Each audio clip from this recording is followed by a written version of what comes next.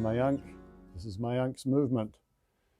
By request, I'd like to give you a little demonstration of some of the basic fundamentals of rocking. Rocking is a great movement. It's a great way to build a little bit of strength, some mobility, and just get all your joints moving in harmony with the rest of your body. It's all about placement of the back and the spine. It's just a really good feel-good move, which everyone should be doing every day. So it's very simple. We're just in a quadruped position on all fours.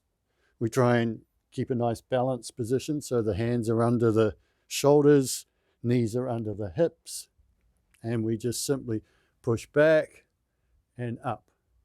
Now the key thing to notice here is the positioning of your spine.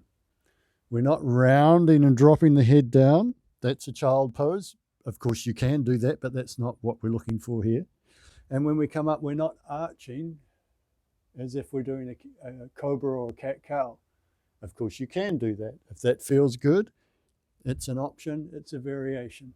But for what we're trying to do here, we want to keep the back nice and straight and flat, and even looking up will help you lead from your chest, which is what we're looking for. And now you'll notice we're just moving through this range of motion.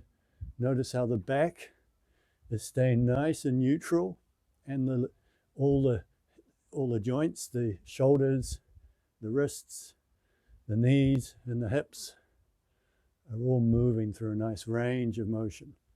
And if you think about it, this is what we're doing when we're walking.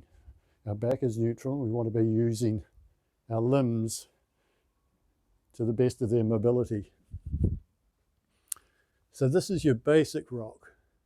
Now you can do it nice and slow, or if you put a little bit of energy into it, it can become quite a vigorous exercise. You're getting some nice load into your shoulders and getting lots of movement through these key joints. Okay, a variation on this is to tuck your toes under. Now you'll feel this, getting nice stretch through the feet, up into the ankles, into the Achilles tendon. Of course, your range of motion is not quite so much as you go back, but that's all good. The goodness that it's doing to your feet is worth it. What I like to do is I often shift between the two.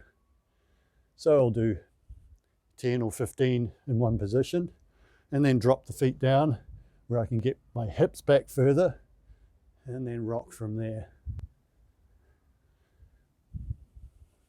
So there's lots of variations and ways we can change this.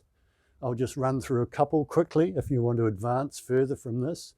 Firstly, you could bring one foot up and start rocking in this position. Again, you're not going to be able to rock as far, but you'll feel that working in your hamstrings. So we can call this hamstring rocking.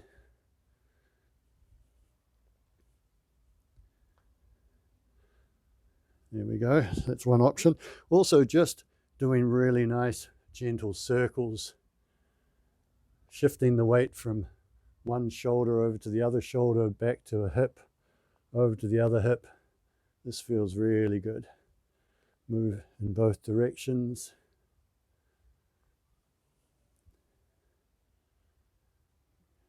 And lastly, here's another nice little variation, is when we rock, we do a little contralateral movement as if we're about to start crawling.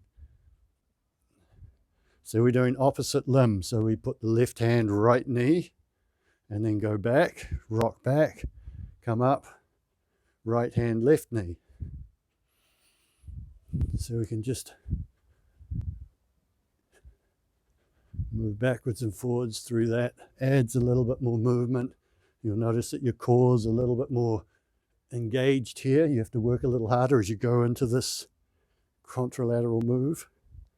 And even if you like, you can hang out here a bit. Feel how that builds good core stability. Keep your back nice and flat. Basically doing a little bird dog. Okay, so that's it. That's just a quick little intro to some basic rocking techniques. If you like that and you'd like to see more, I do suggest you go over and check out Original Strength. They're a very great platform where they do a lot of this work. This is where I was influenced by them and the work that they do, Tim Anderson and Original Strength. Big shout out to them for all the fabulous work they do. That's rocking. Enjoy, do it every day. It's wonderful.